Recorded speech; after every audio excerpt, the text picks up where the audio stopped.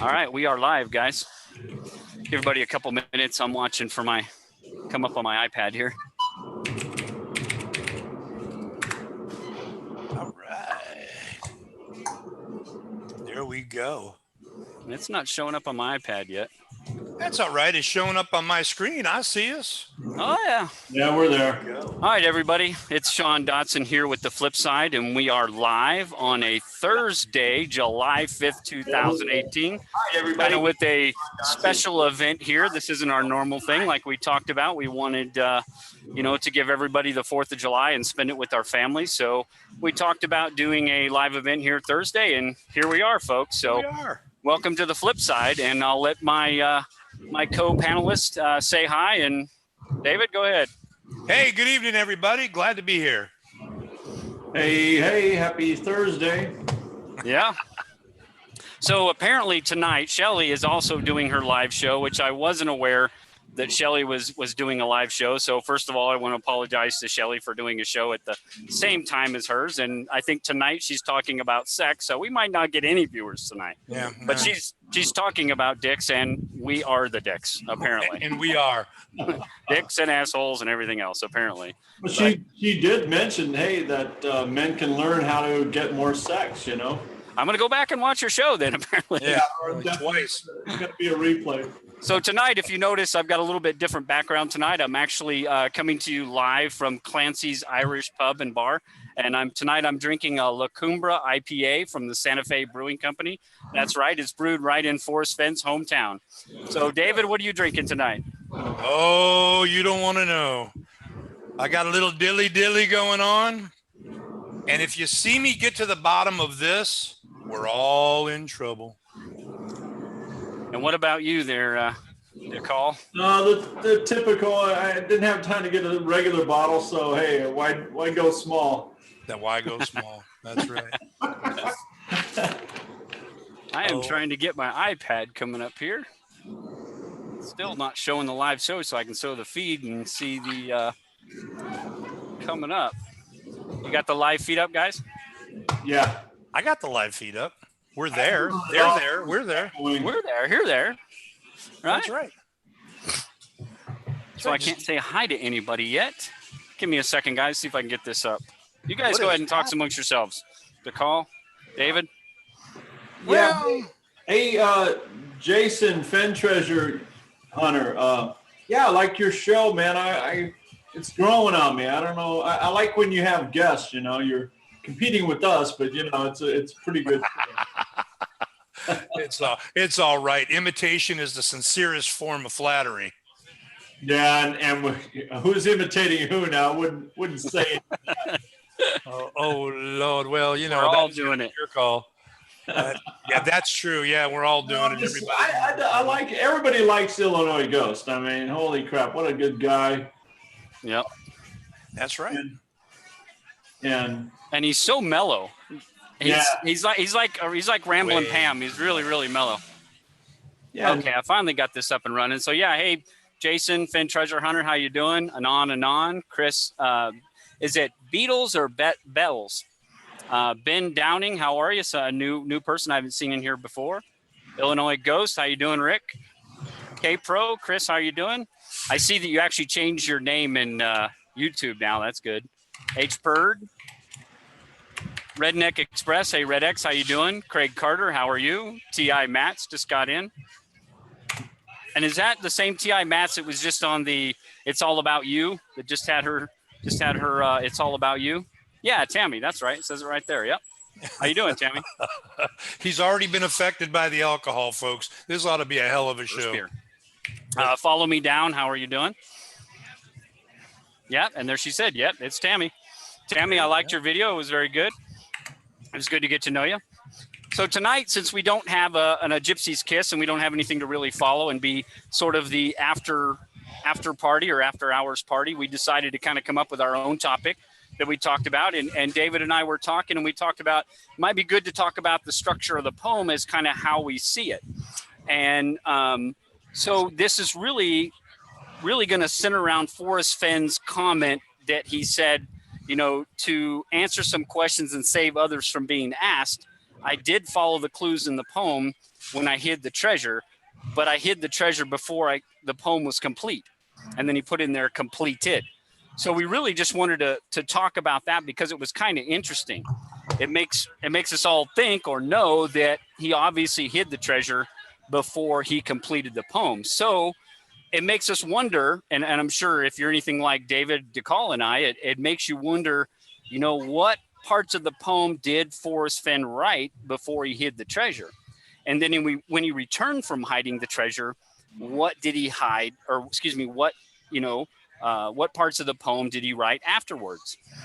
And I'm sure a lot of you have pretty much keyed up on this and can understand somewhat of the tense natures that are found within the poem. Now, everybody, pretty much knows that I'm kind of a 9 sentences, 9 clues kind of guy.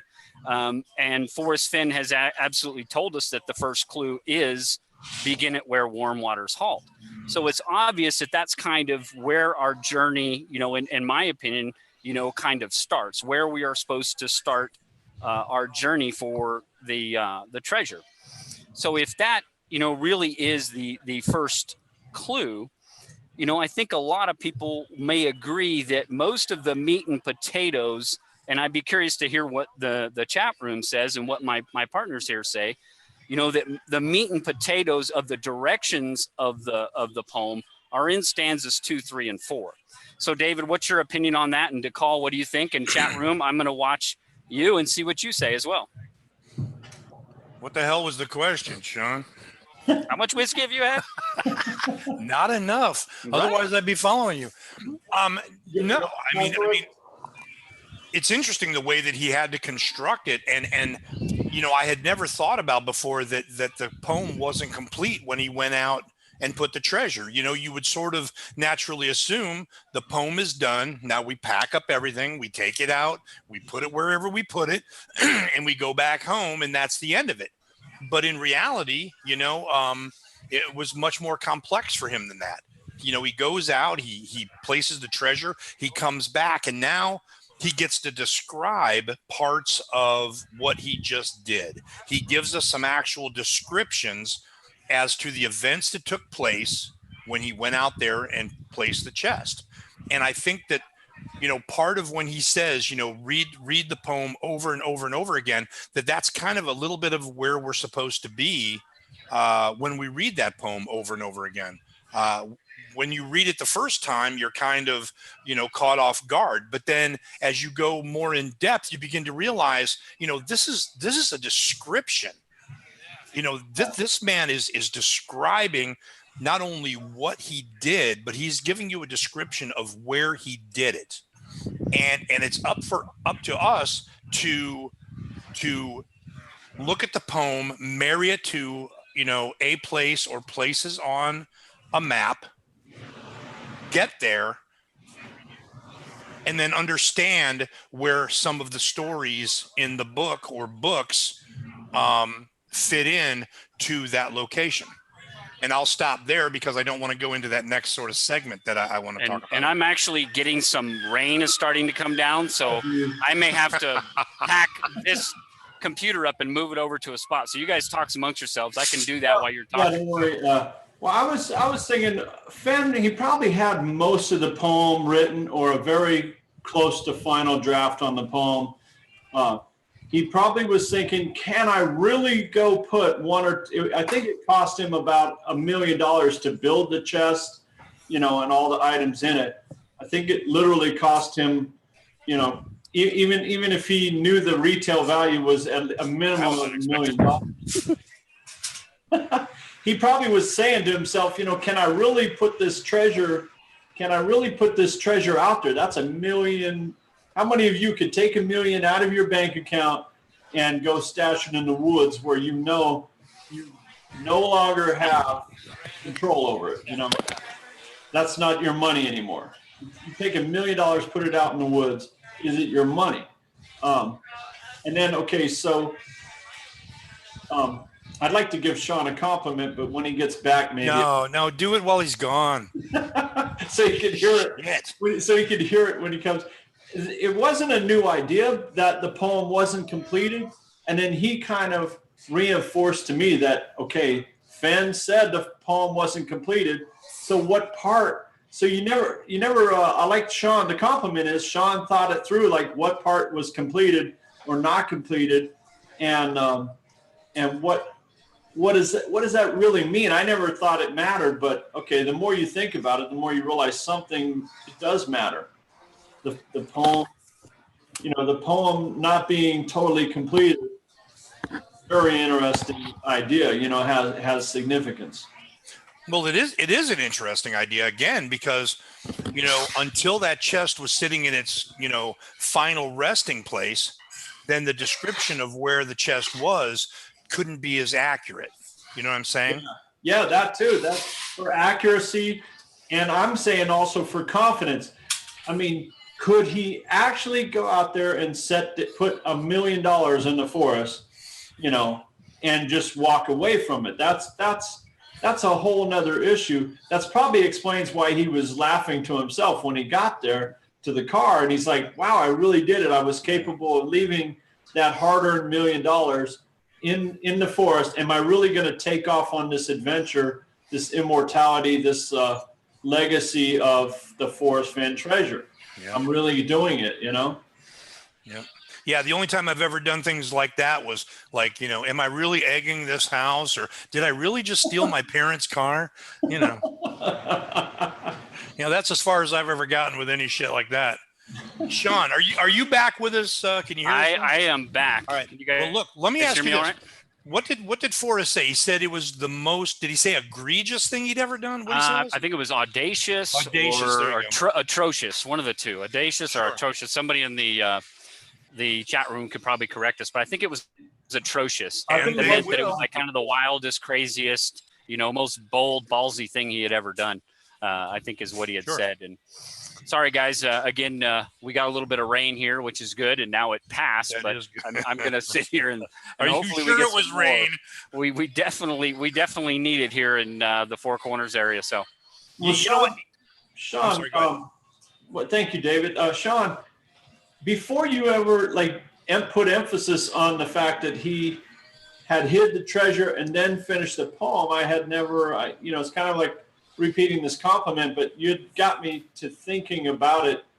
I didn't even care really, nor had I taken it to the next level of thought process. What does that mean in terms of the solve? How does that give us an advantage, an idea?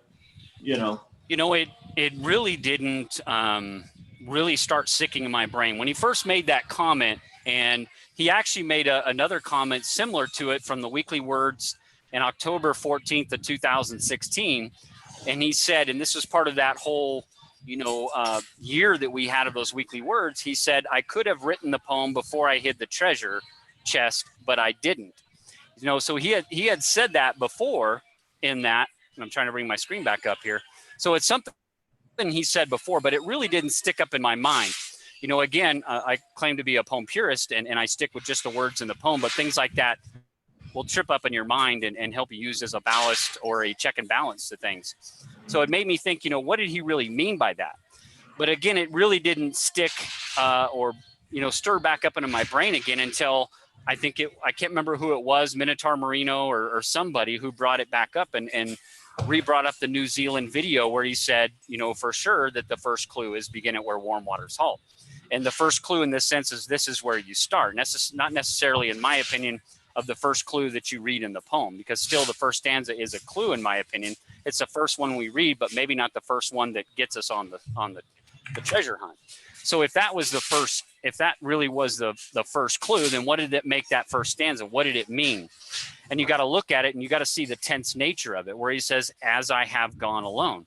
So I look at that and I go, oh, okay, well, if the meat and potatoes of the poem are the directional clues, again, I follow the clues in the poem and I hid the treasure, but I hid the treasure before the poem was complete. Then that means he had all the directions figured out, the physical directions that get you from your ass off the couch all the way to the treasure chest. He had those things figured out. The man said, I knew exactly where I wanted to hide the treasure chest, so I didn't need maps or any other information in order to write the poem. So, hey, Sean, let me interrupt because today Toby said that Margie Goldsmith. Goldsmith, yeah. She just did the recent article. Did you hear anything about that? And what she said in her article, repeating again that where warm waters halt is the first clue, and then that you must figure out the first clue. Yeah, it's the most important clue, and Toby keyed on that too. That not only now this was paraphrased, so we don't know if those were exactly Fenn's words or just the interpretation of the journalist, whether that be Marjorie Goldsmith or whoever. But they said that the most important clue is that one, and we've obviously heard Forrest Fenn say several times that you got to figure out where warm waters halt is. You got to figure out the starting point. If you don't have that, you don't have anything. So of course that's the most important or the primary key or fundamental clue in figuring out, where to begin. So if that is in fact, again, like the first clue, and those are the meat and potatoes, 2, 3, and 4, then what does stanza 1, 5, and 6 really do for us? And to me, I read that first sentence in stanza 5, and it says, "So why is it I must go and leave my trove for all to seek?" Now, I won't go into the grammatical sense of why you put the word "so," at the beginning of a sentence, and people can research this for themselves. But when he's saying that, he says, "So why is it I must go?" It's almost like, in the tense nature of that, is that he has not yet gone to hide the treasure. He's asking the question. There was somebody on Dal Neitzel's site, and I can't remember who it was, and if I remembered who they were, I would definitely give them a hat tip. But they had said that is a hyphora. And a hyphora is a figure of speech where a writer or a speaker actually asks a question to, their audience, whether that be a reader or the listener to a speech, asks them a question and then immediately answers that question. He says, "So why is it I must go and leave my trove for all to seek?" And then he answers it. The answers I already know. I have done it tired and now I'm weak. But the purpose of a hyphora is to, a couple different things. It's really to take a discussion in a completely different direction, or it is also a way to pose questions to the listener or the reader that they may not have thought of before, to get them to trip up something in their mind, to ask them a question and then answer that. I love that question. So why is it that I must go? But again, the tense nature of it, to call is, it's like he has not gone yet. It's like he has not gone to hide the treasure. As I have gone alone in there, even adds more weight to the idea that that's possibly the ninth sentence. So if he's reiterating that finding where warm waters halt is the first step or the first clue, then what does that make the first stanza? And it's also in past tense. And then the fifth and sixth stanzas are kind of like past tense. To me, it's as if he has not gone to hide the treasure in that first sentence of the fifth stanza. "So why is it I must go and leave my trove for all to seek?" And then he answers it by saying, "The answers I already know. I have done it tired and now I'm weak." What has he done tired that has made him weak? Is it the physical act of hiding the treasure chest, or is it just life in general? He's had his fun. He's had his fun collecting, going out there, and all his adventures. He's done it all, and now he's tired and weak. I'm old. I'm frail. I can't do this stuff anymore. Don't get me started on dual meanings, because I've got 6 different meanings for that, and one of them is, of course, walking to set the chest. I think that was a very difficult day. Otherwise, why would he brag about 2 trips? I think these guys that think you're gonna, stroll 500 yards out from the parking spot, I think you're totally wrong. Uh-oh. At all. There wasn't a call. Are you there, brother? Ground control to Major Major Tom. Tom. There he is. Hey, I see one thing in here really quick where Anon is saying in the chat room. He says stanza 5 and 6 are legal, shows intent to hide and intent to transfer title. I somewhat agree with you on that, Anon. I see that where he says, "So why is it I must go and leave my trove for all to seek?" I do think that the tense nature of it, again, states that he has not gone yet, but he's stating it is a trove and it is for all to seek. So again, it becomes into that. I think it's Man Alone and a few other people have talked about it, about the legalities of abandoned property and what is it? There's abandoned and there's something else. Mislaid property. Where mislaid is, if I have my wallet and I lay it here on the bar counter and I walk away, I didn't intentionally leave my wallet there. No, but you bought everybody a free round of drinks. I might have bought everybody a free round of drinks. But abandoned property is I willfully left my wallet there because I'm going to go off the grid and just leave it there. And I'm telling everybody at the bar, here's a free round of drinks and enjoy it and whatever's left in my account. So there is a difference between abandoned and him saying, why is it I must go and leave my trove for all to seek? He's telling you, he's giving everybody equal opportunity to go out there and find this thing. And whoever finds it, gets to keep it, David, you got anything to add to that? You look like you wanted to say something.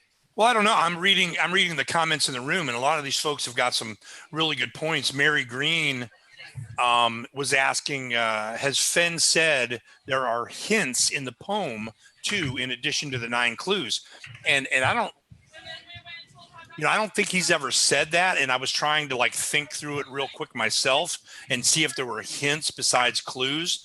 And I don't really think that there's hints besides clues. I think that we're basically stuck with clues in the poem and hints in the book, or subtle clues or hints, or however you want to read them. Yeah, the word hint is in the book, and there is a lot of people that believe that the first stanza does allude to going back to the book to find hints that hopefully help you with the geographical location that Warm Waters Halt may reside in. And who's to say that that is wrong? No one. No one can say that's wrong yet until we have the treasure.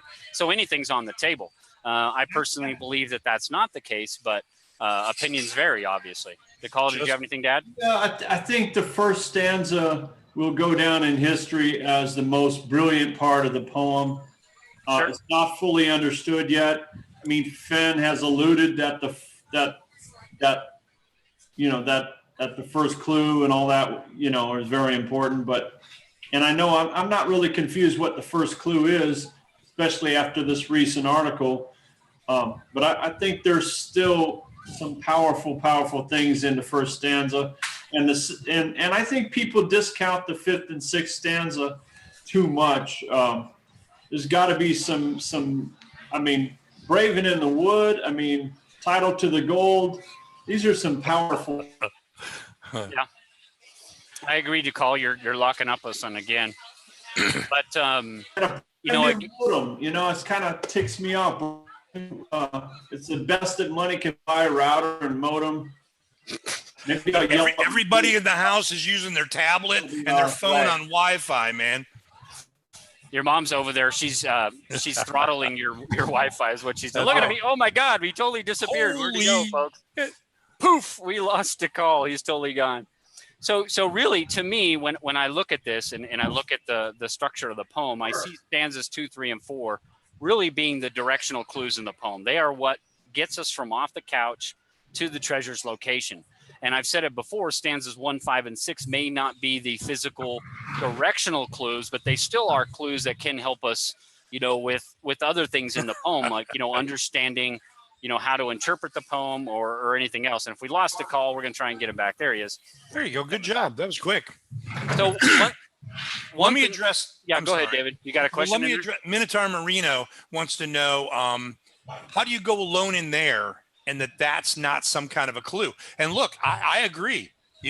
He's gone alone somewhere in there, and trying to figure out what that in their place is. If you don't know what that in their place is definitely part of it. Sure. I don't know that it's necessarily a clue as more of a descriptor. When your boots on the ground, you begin to understand what an in there or where in there is. You know what I'm saying? Yeah, I don't want to get too much into my interpretation of the first stanza, one that would be giving too much away. But again, he's gone alone in some place. He says in there, and the word in relates to being surrounded or going into a place that causes you to be surrounded, whether that's inside of a building, in the Rocky Mountains, in a canyon, in a river, in the Dallas or the Denver International Airport, or into San Lazaro or wherever. He's gone alone in some place, and because he has gone alone, he can keep his secret. He two can keep a secret if one of them is dead, and because he has gone alone, he didn't take Peggy, he didn't take Shiloh, he hasn't told anybody else. Is it a place that he's gone alone with his father or Eric or Skippy or his mom or his sister? Who knows? You know, I mean, we can only, again, he's taken that reason it's special out of, you know, his autobiography. It's only special to him, as he says. It's a special place to me, you know. So what do you want to say, DeCall? Well, and real quick, people, if you're wanting to ask a question of, you know, of any of us, you know, DeCall, David, or myself, just, you know, in the you know, the thing, put in the @ sign and then put, you know, the flip side or whatever, so we can highlight it and see it. Might be a little bit easier for us, or whatever. Something. Do you think when he said, "I have gone alone" in there, do you think he's referring to the treasure location? I think he's talking about the general location. Sure. Yeah. I mean, it doesn't mean some other. I personally believe that it's not only is it the treasure location, but it's the other symbolic places like gone in death, you know, gone in whatever. There's lot many of interpretations. Yeah, oh, absolutely. Could be Vietnam. Could be, you know, his flight to Philadelphia. Could be. Or any flight in general. A lot of people think that, you know, because he's a pilot and a fighter pilot, or he likes to, you know, he used to like to get in his Piper aircraft and fly alone for 600 plus That's miles. A beautiful one. Yeah, I mean, there's a lot of people that think that. I mean, there's a lot of ways that alone in there could be. You know, I get creative with when I think of, you know, maybe let's just innocently pretend that he was the Omega Man counterfeiter. You know, maybe raining alone in that deal, you know, or hey, I saw that. Holy crap. We got some action. These strange girls, they show up all the time. It's awesome. He's got fans. Sorry, DeCall. I was a little distracted there. What did you say? My point.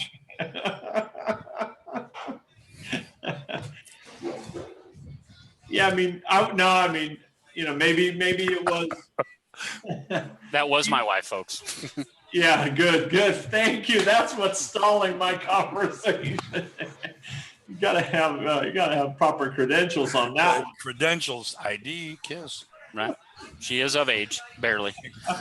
You know, a lot of people in the chat room are commenting on that. You got some shit going on up in here, Sean. I mean, one little kiss and all of a sudden everybody's pregnant. Totally.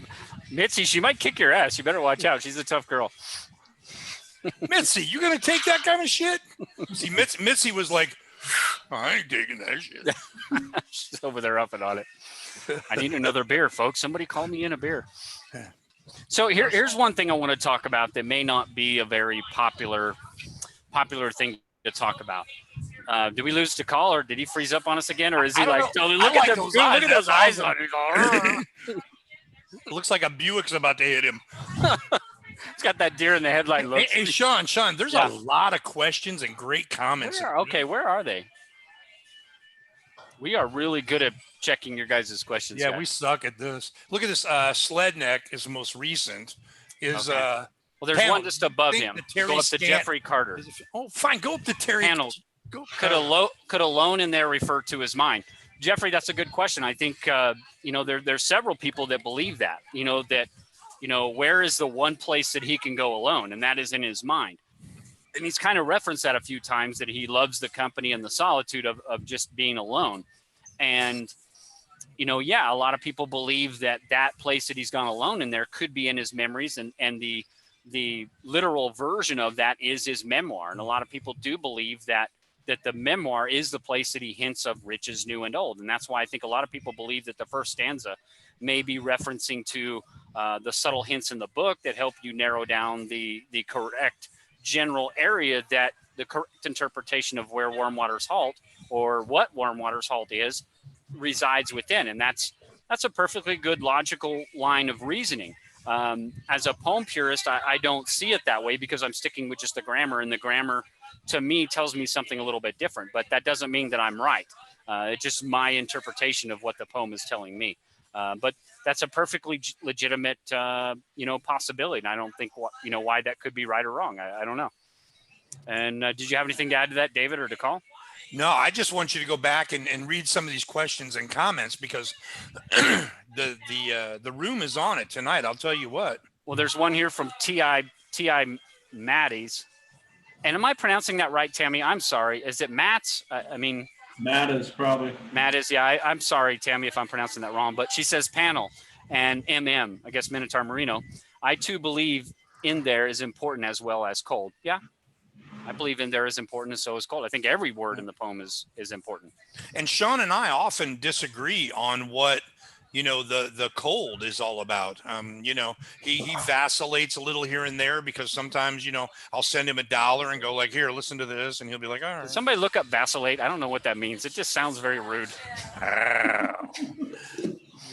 Boom, boom, boom, boom. But that's a good thing. You know, even with DeCall, you know, there's a good, you know, DeCall and I are diabolically opposed when it comes to imagination and logic Good sometimes. balance. But it is a great balance because it would be very boring for everybody here in the chat room if we were all just bobbleheading each other. You know, David and I obviously are on kind of the same sheet of music, but DeCall and I are very different in how we look at the poem, and there's other people obviously in the chat room that see things, you know, completely different.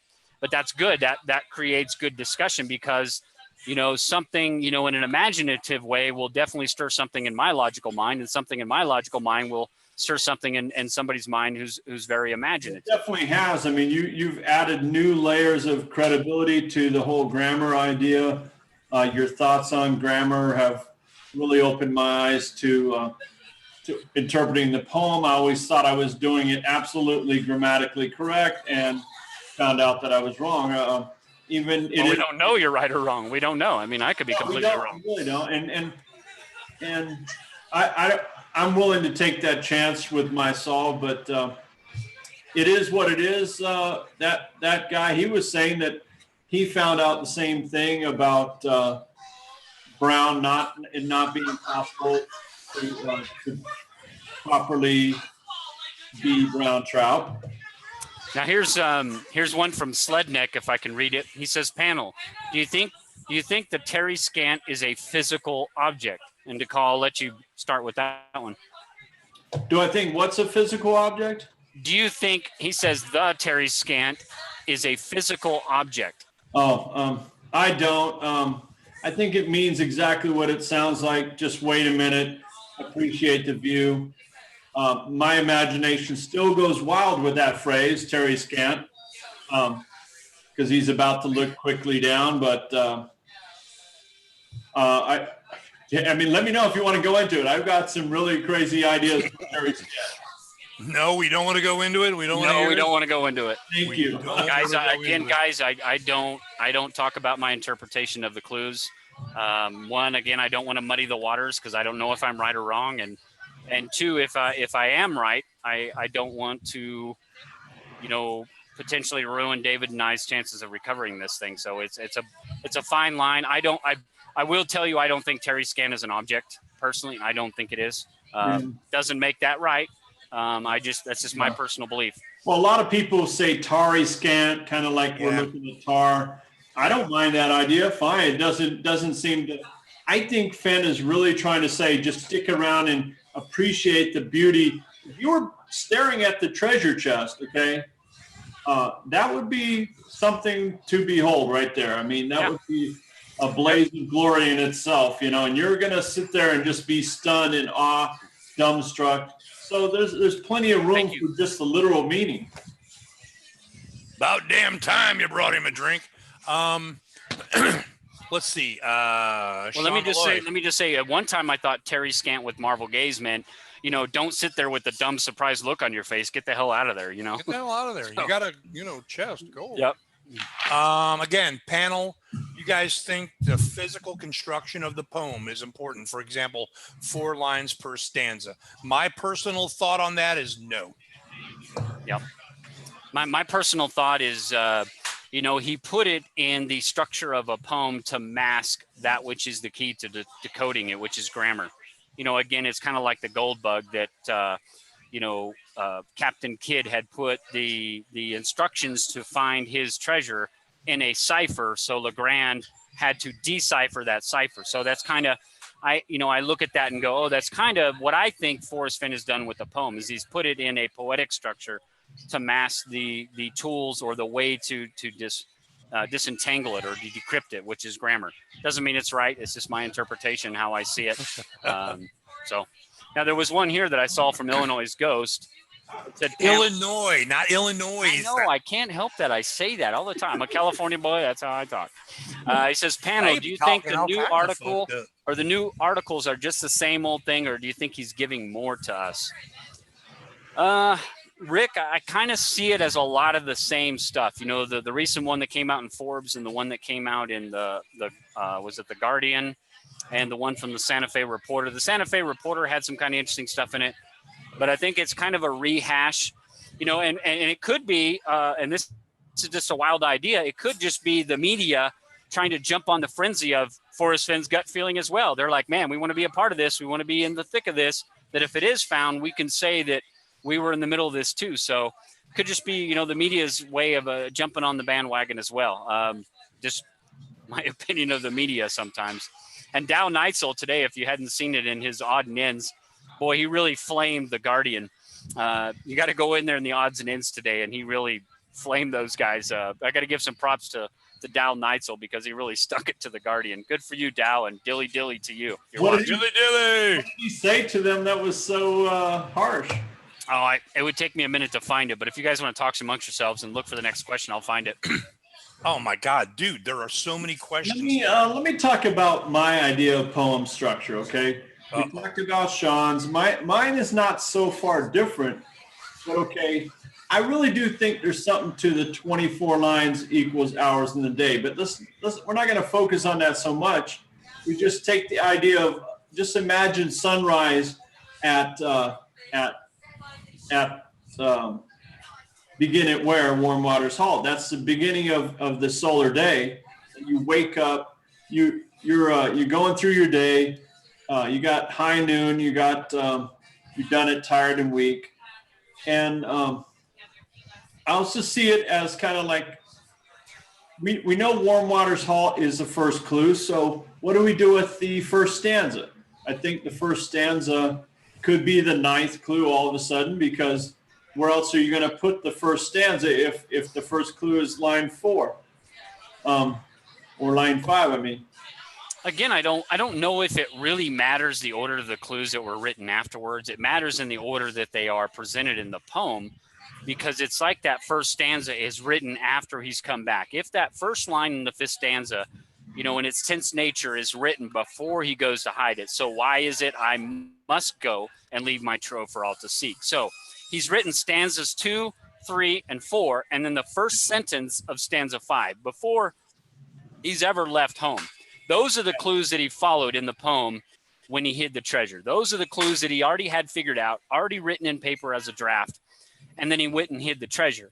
Now, here's something I'm going to say that is probably not going to be very popular amongst the community, and that's okay, and it doesn't make it right. But in my opinion, Forrest Fenn knew the general area that he wanted to hide the treasure in. He knew that he wanted to hide it in this place that was special to him for whatever reason, and he took the treasure out to that area, but he didn't know the exact 10 by 10 inch square area that he wanted to physically place that thing and hide it however he may have hidden it.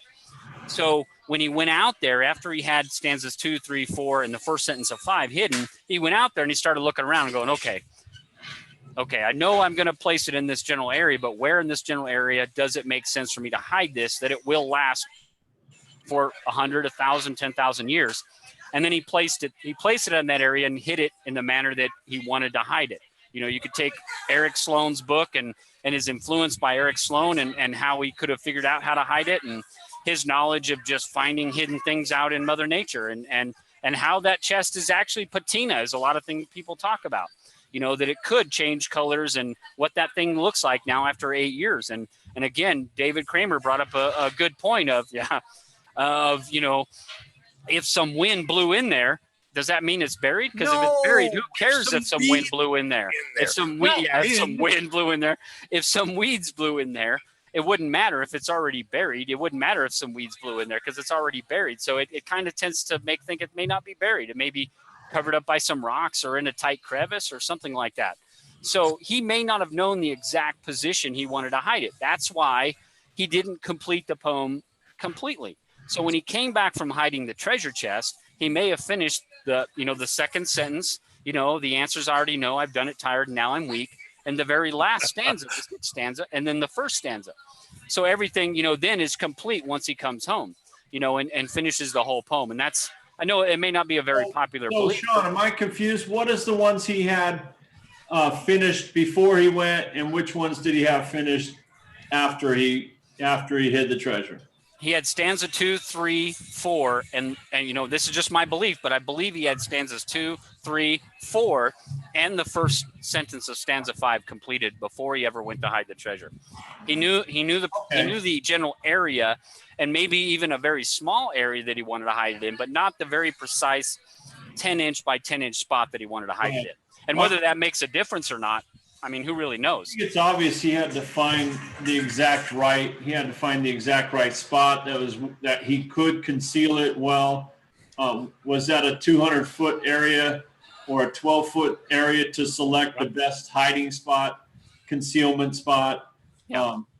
I definitely think that woman in the kiva and the floor picture is essential to understanding how it was hidden.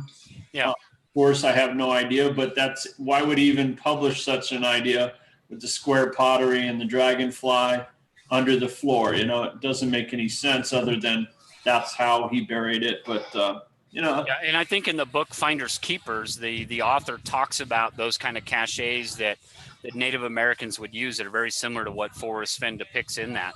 That it is kind of like a cached area that they place sticks or rocks and stuff over in a hole like that. It's very similar to what they talk about in Finders Keepers, and I can't remember the author. I have read the book, but I honestly cannot remember the author at this point. Is there any other questions in there that we see? Or oh my God, Sean, they're like the room is killing us. You got to go back and read it, and I will now take the floor and start talking about my thoughts on the architect thing. My father owned a roofing company for almost 50 years. A man wore a suit and tie for every day of my life that I knew him until he passed away. And then he wore a suit and tie when we put him in the coffin and burned him up. But anyway, he used to take me by these huge houses that had big slate roofs because he loved these homes.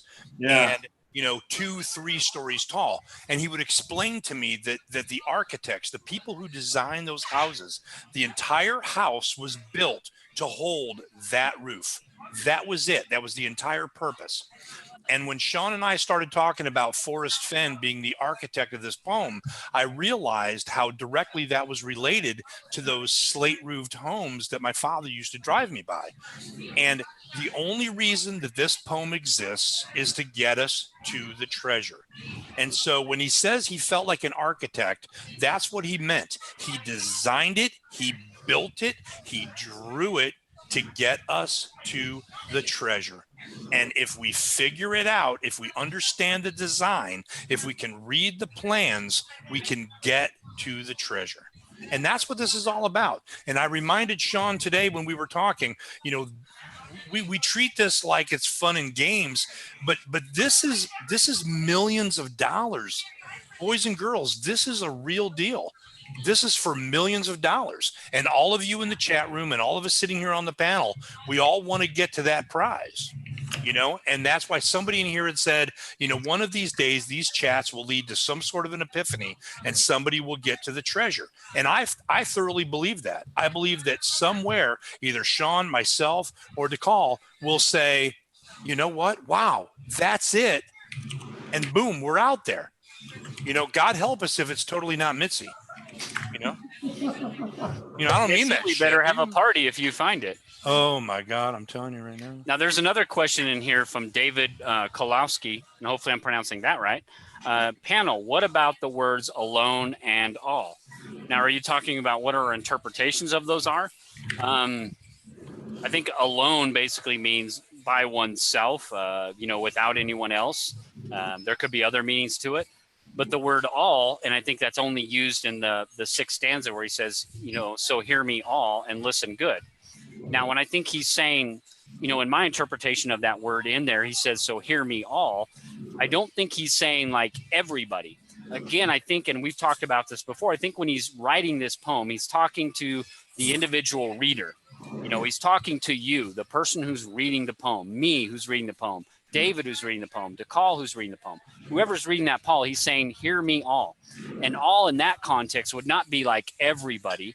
He's saying, hear everything that I say, all of it, everything, inclusive, everything I say. He's saying, hear me all and listen good, because to me, there is a slight difference between hear and listen. Well, it's actually a big difference, because to hear is something we do passively. We hear noises. We cannot, stop from hearing unless we put plugs in.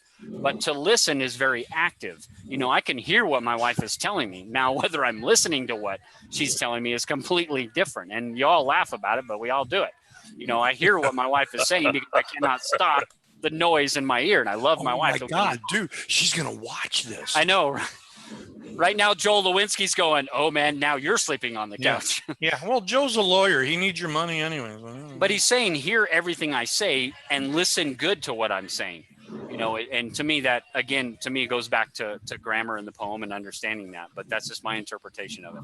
So I hope I answered your question. David, do you have anything to add to that, or to call? Did you? Or I think Fenn wants his legacy to be remembered. I think that's part of what he's saying. I don't mind all of our ideas being right, I look at human emotion. I mean, it's very important to be heard and understood.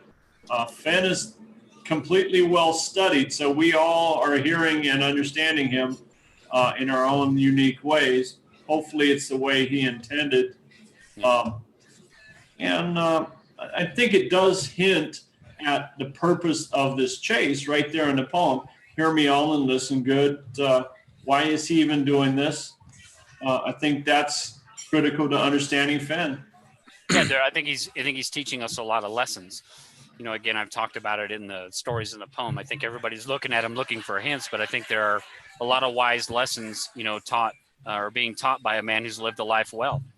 Now, here's another question from the panel from Virgil Kane is my name. Panel, do you think the clues in the poem are linear? David, what do you think? Yep. I didn't used to think so, but now, when I was in Yellowstone, I really didn't think so, but now I'm pretty positive of it. I think that from one, you'll be able to see the next and next and next. And a lot of people bring that up. I think that if you're in the right spot, in the right area, you'll be able to say, there's A, there's B, there's C, there's D, there's E, and that's the way you'll go through it. And then, the only thing that really we have left is, well, there's Z, but where in the fuck's the chest? Yeah. But I get what you're saying on that. I think the clues as they're addressed in the poem, I'm a 9 clues, 9 sentences guy, that the first sentence is not a physical clue that gets us anywhere closer, Well, I mean, do you see linear the same as contiguous or possibly continuous? No, contiguous and linear are different in my What do you, because I don't get it. What does linear mean to you? Well, okay. Contiguous means to me is they're touching, they're bordering, they're one right after the other. Linear is somewhat in that same fashion, but the clues in the poem, if you're a 9 clues, 9 sentences guy like me, that the first clue as we read the poem is the first stanza. But we know that's, as Forrest Fenn says, that may not be the first clue that starts us on our journey.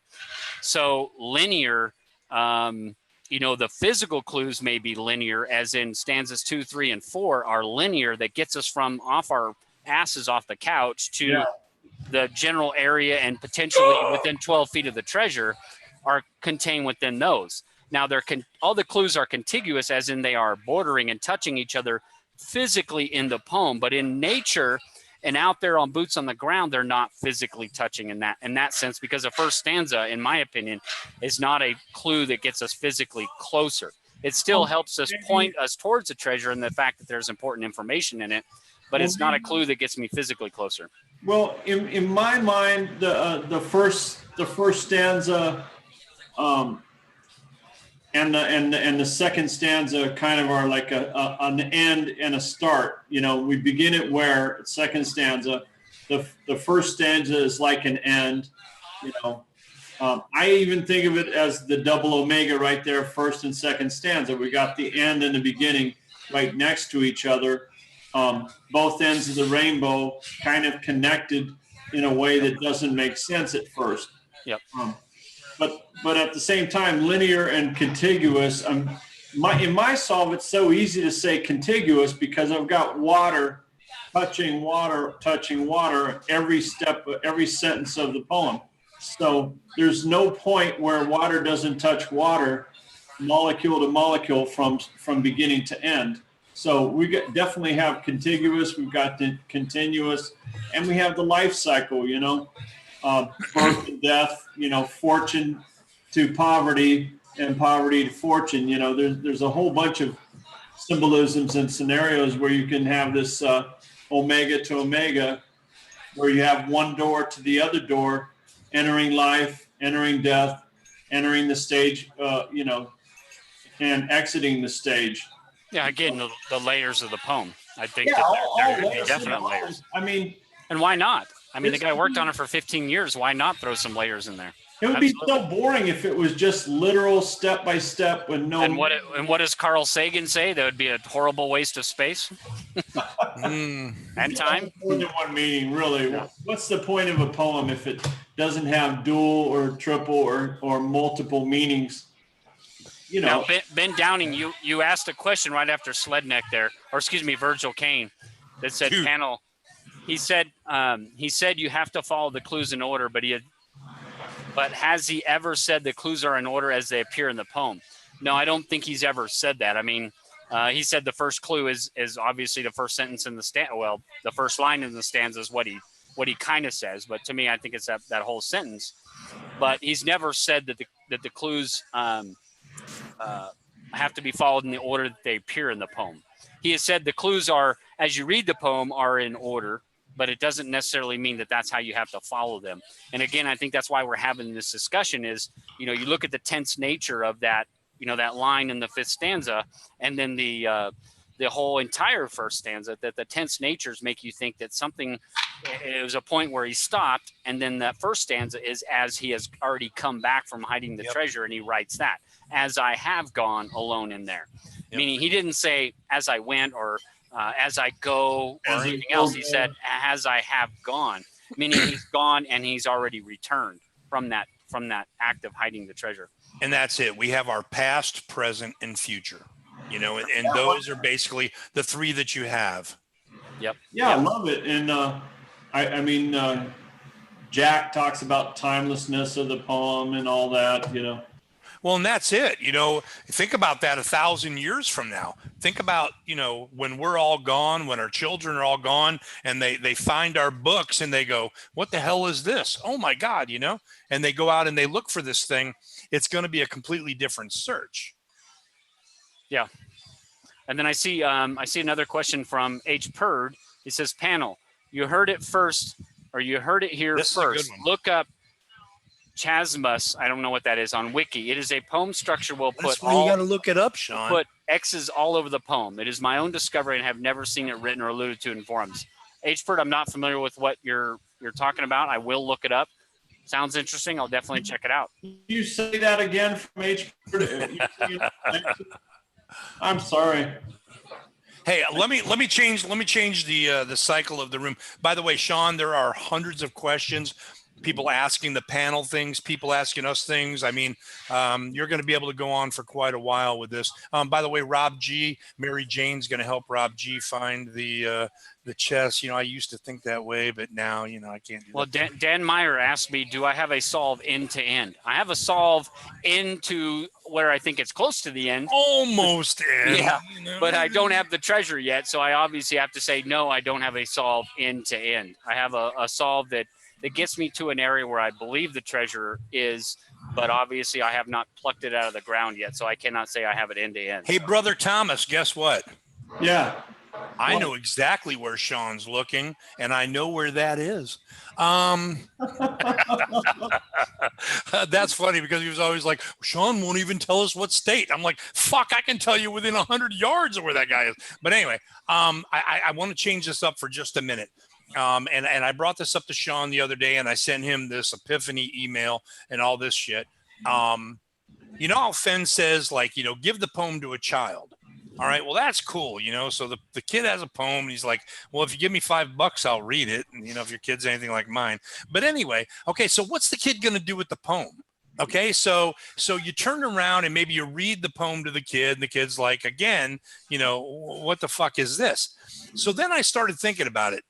If those of you, everybody out there that's got a kid, everybody in the chat room, if you got a child, raise your hand. Put your damn hands down. I can't see shit.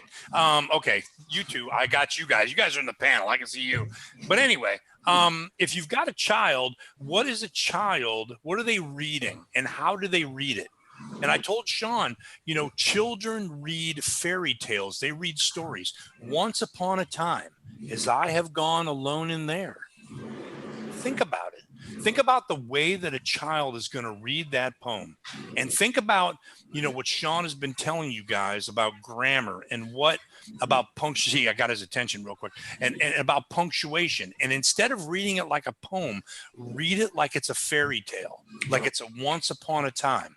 As I have gone alone in there, and with my treasures bold, I can keep my secrets where, and hint of riches new at all. You know, and when you get to drink tonight. Well, you know. Well, no, he's poetic. Oh, I'm getting there. I know. I'm sorry. What I'm saying, I interrupted you. Brother Kramer at his finest. But what I'm saying, and then you're probably right. My wife would probably attest too. But what I'm saying is seriously, think about when he says show it to a child, what that really means. He's not saying, you know, show it to a child and, you know, they're going to be able to understand all these amazing things in the poem. He's talking about the way that a child is going to break it down and the way that a child is going to read it. Okay, a child's going to read it like it's a fairy tale. And again, when I get to the part, if I'm reading it like a child, or if I were reading it to my children when they were young, and I said, and if you've been wise and found the blaze, look quickly down, your quest to cease. Okay, it's going to be that. It's not going to be, you know, if you've been wise and found the blaze, look quickly down, your quest to cease. But Terry Scant with Marvel Gaze, just take the chest and go in peace. It's going to be more along the lines of a fairy tale, an adventure, a quest, a journey. Okay. Hey, Dave, can you send me a recording of the poem? You got a beautiful voice for that. I'll just listen to it, you know, when I want to go over to. And, Joel Lewicki sent me a copy of Thrill of the Chase in his voice. Man, he's an excellent reader. I'd like to get a copy of that. I don't even know how to read. I tell people that shit all the time. It's like I've read That's two why books. I picked him. I've read 2 books in my life. Okay, I've read the Bible. Okay, on several occasions, cover to cover, and I read this fucking book 1 time so far. All right. Did I say Bible and the F word in this fucking book? I know. You know, it's like read that. I mean, look, that's I got a lot of shit to Sunday. answer for when I get to the gates. I'm hoping my parents aren't standing there. They'll be like, you know, what? No. If you see Harry Reid there, you know, then run. Harry ain't no shit, right? He'll be like, I'm You're in the wrong place. Her 150-year-old ass went. Never mind. So hey, somebody asked me about what Dal Neitzel had wrote, and I did find it here. So I want to read this really quick because I loved it. This is what Dal Neitzel wrote today. He wrote, "Searchers contacted by journalists have no idea how the story will be told or how it will be used or quoted in the story. Look at how the writer Gilbert in that story," and he's talking about the Guardian story, "used the often repeated searcher phrase, 'I just wish someone would find the chest so I could get on with my life,' or something to that effect. As experienced searchers will say it offhandedly, rarely do we truly mean what it suggests. What we all want is to find the chest ourselves. Anything less will be a major letdown. But you take a scheming writer like Gilbert, who provides content to editors of sensationalist media like The Guardian, a guy who can twist the most mundane quote into an affirmation of fear or greed or hate, and you have searchers mesmerized into treasure chest addiction and fodder for the readers of supermarket tabloids all over the world. In Gilbert's manipulative mind, we are no longer simply having fun. We are obsessed, no longer appreciative and curious about Forrest, Fenns, but cultists. No longer concerned about safety, but extremists. There is no effective way to combat the twisted, sensationalist, devouring culture nipping at our heels. We are ripe for exploitation by them. Their inspection, spinning, and retelling of us cannot be avoided. The only way to extract yourself personally from contributing to the unprincipled theatrics of a writer like Gilbert is to familiarize yourself with the writer and his publication before you speak with them. Spend a few minutes Googling their name and read from their publication before you agree to an interview. I have been producing stories about people and places for over 50 years. Typically, I find that more community-based a publication, the more principled the journalist and the less pandering to a sensationalist readership will be the resulting story.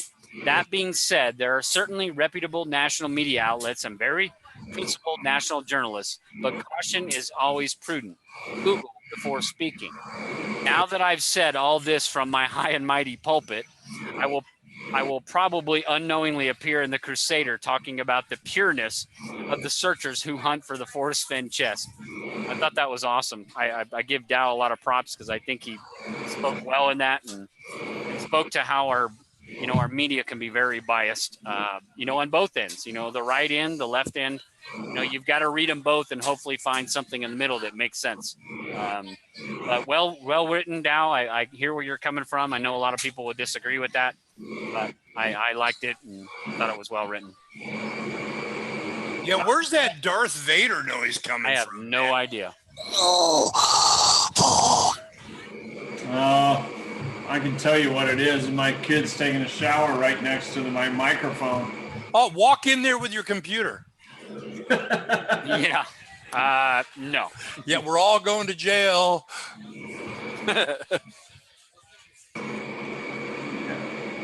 Well, you see anything else in the?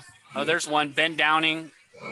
Panel, what would you do with the treasure if you found it? David? Oh, yeah. Oh, I already answered it. I'm buying a Dynamax DX3 and I'm touring the country with my share. I'm telling you right now, look up a Dynamax DX3. It's going to have to be used because, used one's like 200,000. And then I'm going to tour the country until they plant me somewhere. DeCall, what about you? If you find it, what are you going to do? Oh, I'm pretty practical.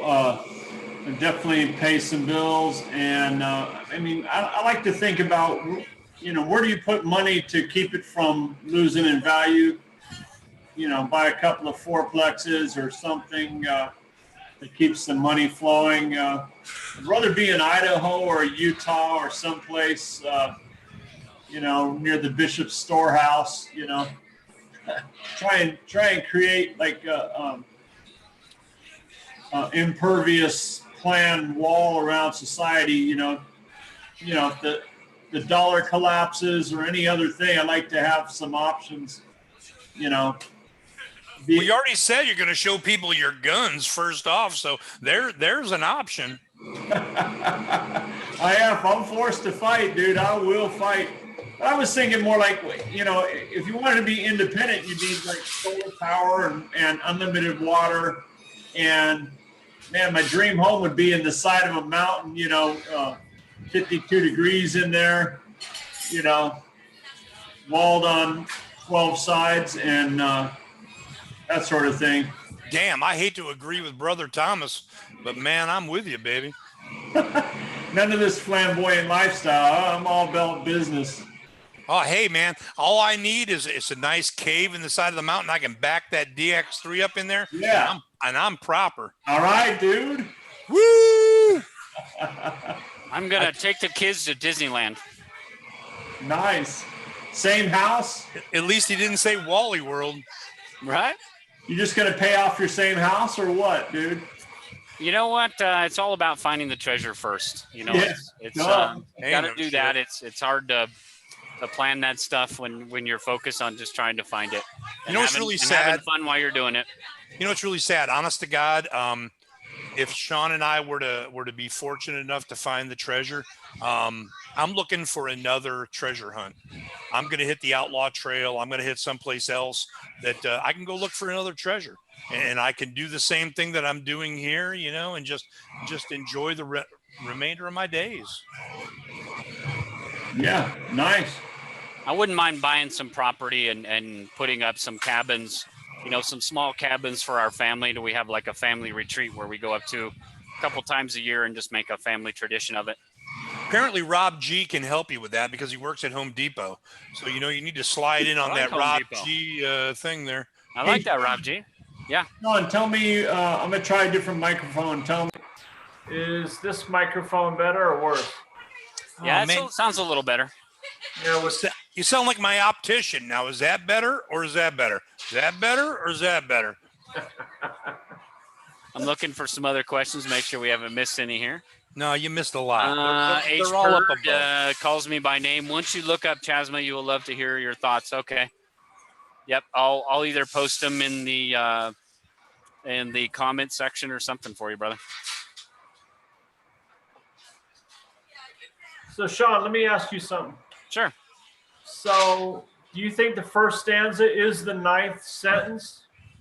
The ninth sentence? By its tense nature, it potentially could be the last clue. You know, and Forrest Fenn has told us that, you know, that the last clue, you know, if you had can't remember exactly how he had said it, but someone had asked him, you know, what is, if you could only figure out one clue, which one would be the most important? He said the last one, Serge. It was Serge Tellenbaum or something like that.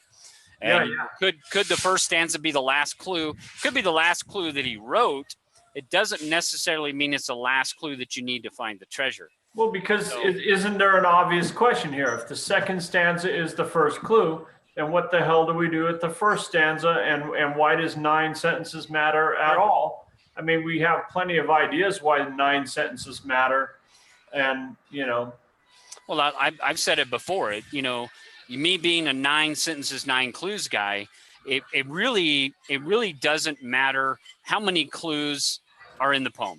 If you think there's 17 clues, if you think there's 9 clues, if you think there's 24 clues or 166 clues or 110 clues and 66 hints, you know, it really doesn't matter. If you can completely understand the poem as a whole in the bigger picture and find your way or circumstance your way to the treasure, it really doesn't matter. So the question then becomes, why does he even tell us 9 clues? Why does he say, so I wrote a poem containing 9 clues that, if followed precisely, will lead to the end of my rainbow and the treasure? You have to ask yourself, why does he even tell us 9 clues? And the number 9, what was that quote that proved that the number 9 was not the essential part of that statement?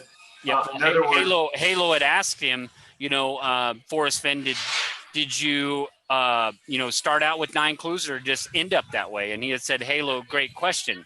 You know, I never counted the clues until I completed the poem. Although I changed it over the months, I think the number stayed about the same. So the number of clues really didn't matter to him. It didn't matter at all.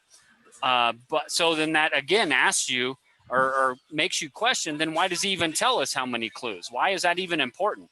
Why couldn't he have just simply said, so I wrote a poem that leads to my treasure? Why didn't he just say that? Why does he put that colon just prior to the poem? These are a lot of questions you have to ask yourself. Yes, I'm a poem purist, and again, people will flame me because, that's not in the poem, and I would agree with them. But again, you have to question yourself that, and it's after I had the epiphany again of understanding those 2 questions from Phil Bayman and Steve, centered around, you know, if you knew that the treasure was somewhere in the Rocky Mountains or north of Santa Fe and begin it where Warm Waters Halt, could you figure out where to start? And Forrest Fenn said no. You know, either you're missing some ingredients or you oversimplify the clues. And it had that epiphany to me that, okay, that if I'm oversimplifying the clues and all the information is in the treasure or is in the poem, then the information for me to find the correct starting point is in the poem. So everything I needed was in the poem. And that's where grammar came to important to me. And then when I went back and saw that line prior to the poem, and I went, wait a minute, this really hints back to that. So I wasn't putting the cart before the horse and looking at that line first. I came to the conclusion that line. I came to the conclusion that grammar may be important, and then saw that line and saw that it could be hinting at, sentence structure and grammar was important. So again, why does he even tell us 9 clues, if it's not important? Again, it doesn't matter if you think that the clues reside only between, stanzas 2 and stanza 4, or it's all 9 sentences. It really does not matter if you can figure out what the poem is telling you and lead you to the treasure. So you have to ask yourself, why does he even tell us 9 clues then? Yeah, I mean that sentence before the poem has to have been well thought out, well planned, very important, not sloppy at all, but very intentional. The pirate, the island, the treasure. I think, well, every chapter in the book, but I think the last section that includes the poems got to be very important too. That's the whole point of putting the treasure poem, the poem there. It's got to have some context to put the treasure and the poem around, there's no doubt in my mind that there are subtle clues, sprinkled in the stories. The architect of this poem has told us that in his own words that immediately follow the poem. There are also other subtle clues sprinkled in the stories. So we know that there are.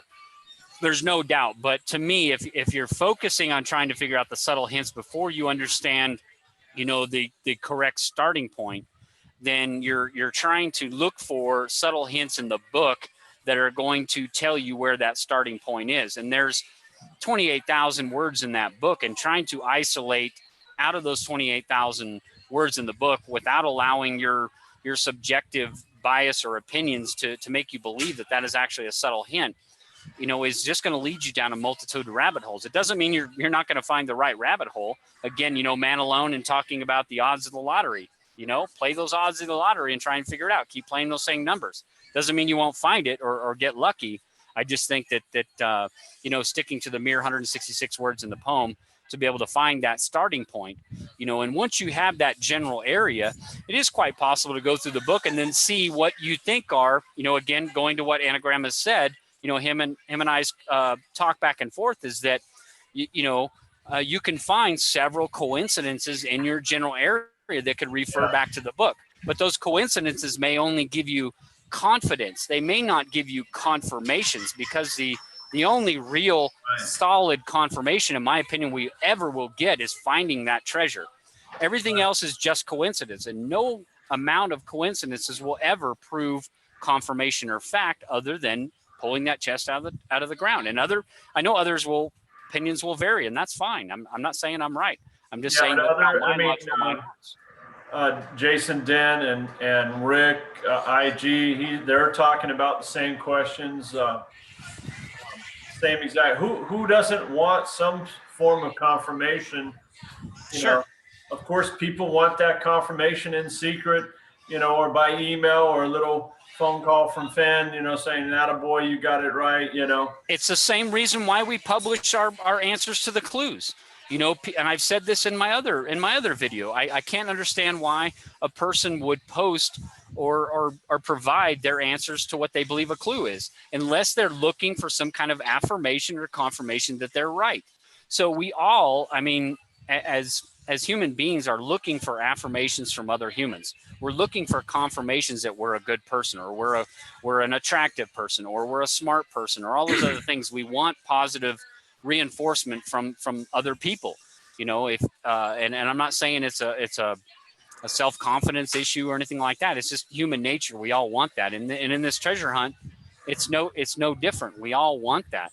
We want that, and even and some of us other fin tubers out there, we want other people to recognize us. We want that recognition, but you've got to be, you got to watch what you say if you want that. You can't beat down other people if you're wanting that kind of affirmation from others.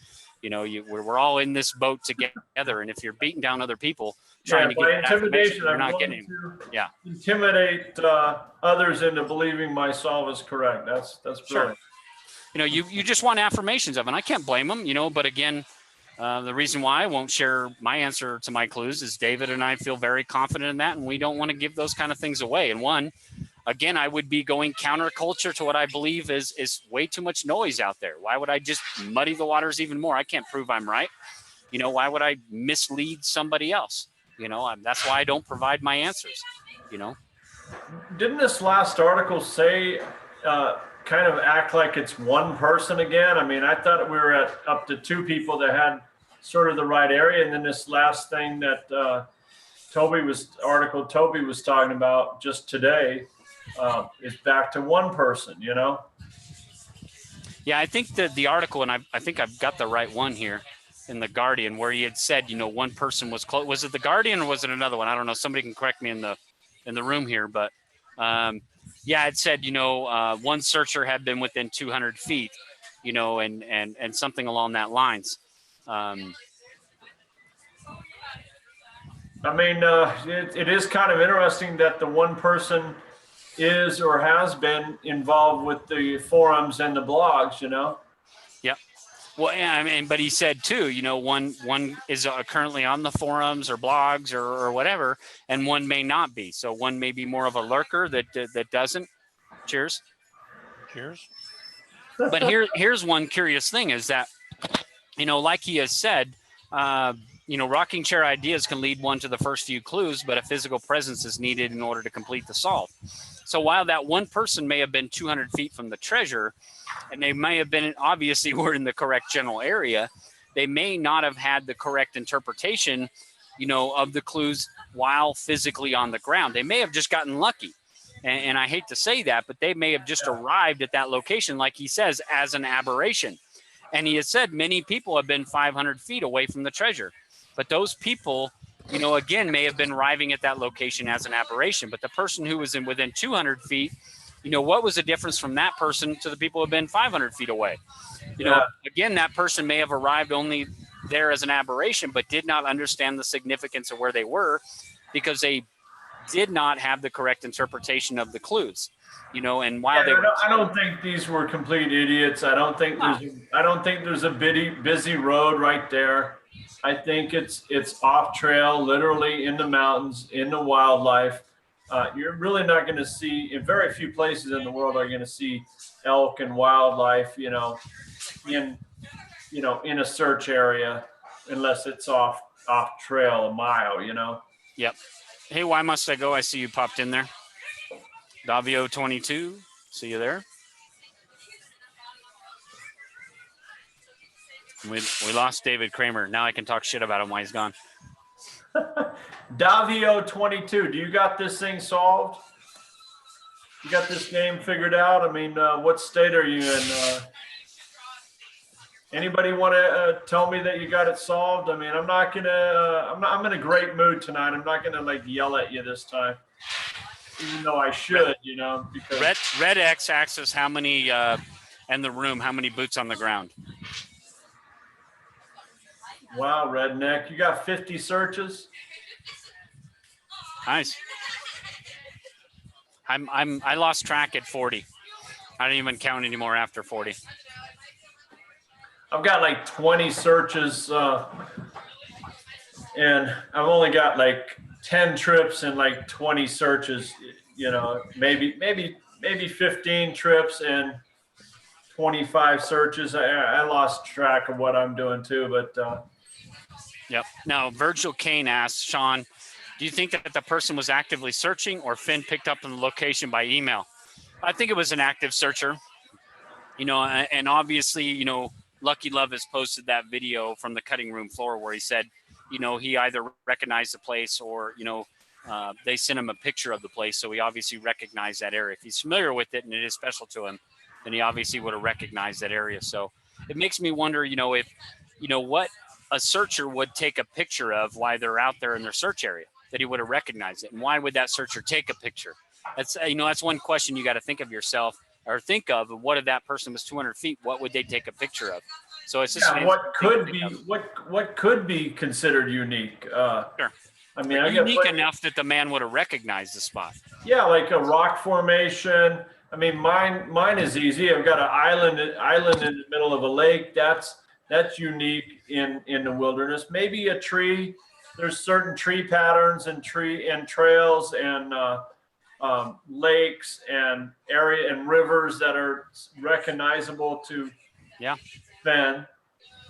But David, just catching you up to date. Virgil Kane asked, "Do you think that the person was actively searching, or Fenn picked up on location by email?" He's talking about the person was within 200 feet, and I know you and I have talked about this a lot. And I kind of had said, what was in that picture? If we're talking about, Forrest Fenn admitting that person had sent him a picture and he recognized the area, what were they taking a picture of? What does a searcher take a picture of out there? What were they taking a picture of? Exactly. And it's obviously not of a tree or a close-up of a rock or something, It was me.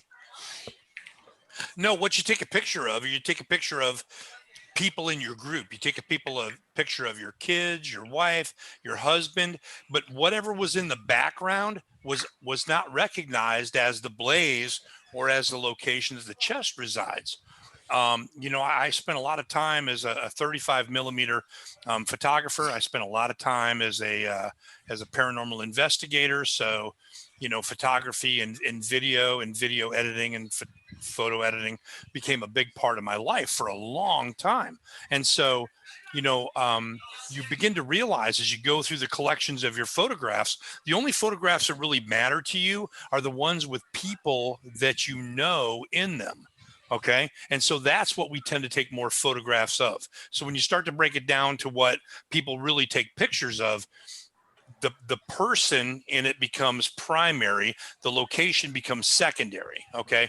Now, if you've got Mount Rushmore behind you, obviously you want, mom going as being, the fifth head, sixth head, whatever, in Mount Rushmore. And that's it. And you keep the picture of mom.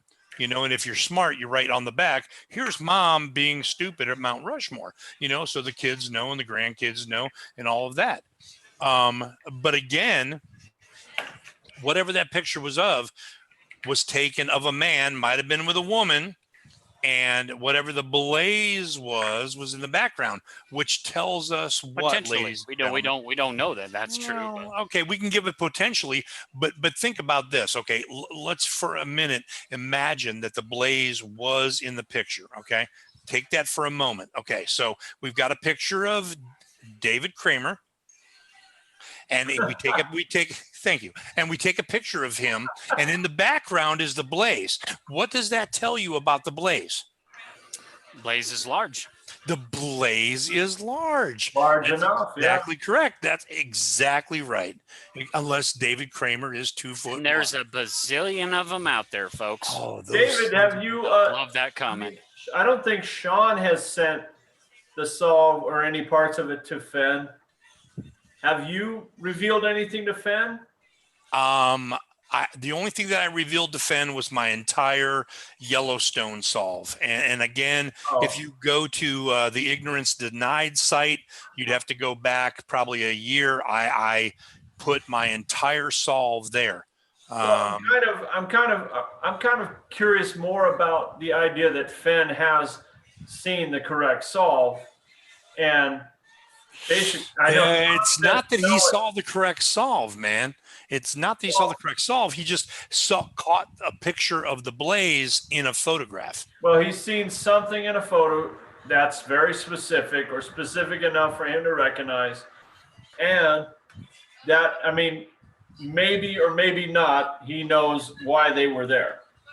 Well, it goes back to the question that was posed by Stephanie, and we have to assume that could be Stephanie Longacre. We said, Forrest Fenn, has anyone seen or mentioned the blaze to you? And then he totally capitulated. He was like, well, he hem and hawed about it and said he didn't want to answer. And he knew people were going to pick him apart for that. He didn't want to answer that question. And we know that literally, deductive reasoning, we know that someone has absolutely sent him the correct blaze. Because there's no reverse logic. If you add it up, he would not deny the question unless someone had seen the blaze. So then to have sent him a picture of the blaze, or fully describe the location, or describe the features of the blaze. That's pretty interesting stuff. But what I was getting at with you guys, does that count you out from being one of the guys or the guy that has it solved, or is in the right spot for the right reason? Unless he was calling me his bitch, I don't know. I think you have to look at when he had made his statement about his gut feeling and when his gut feeling has changed. I think there's a lot that it could have happened in that time frame. Again, when does Jenny get those questions from him? Does he get them a couple weeks prior to? Does he get them a day before? I think she really gives him well in advance, probably a couple weeks or better, and gives him time to think about those things. So, that information that gave him the gut feeling had to have been a couple weeks prior to when those 6 questions were sent to him.